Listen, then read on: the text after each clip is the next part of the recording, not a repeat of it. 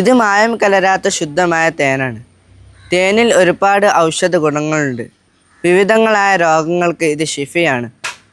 പഠിക്കുന്ന കുട്ടികൾക്ക് ബുദ്ധിശക്തി വർദ്ധിക്കാനും വയർ സംബന്ധമായ രോഗങ്ങൾക്കും ഇത് പരിഹാരമാണ്.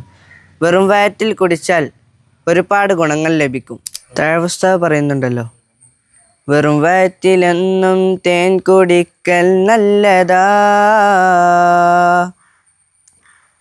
അതുകൊണ്ട് വാദം പിടിപെടാതിരിക്കുന്നതാ.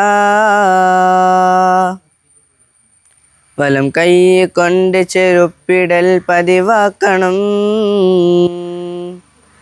അതുപോലിടം കൈ കൊണ്ട് അതിനെ ഊരണം. ആമാശയം വീങ്ങാതിരിക്കാം നന്നാ എന്നിബിനു ജൗസിയിൽ നിന്ന് വന്നതുമെന്നാ. ചെരുപ്പൂരി വെച്ചാൽ വീതിയിൽ വെക്കേണ്ടതാ, നീളത്തിലാകരുതെന്ന് ബിഗയിലുള്ളതാ.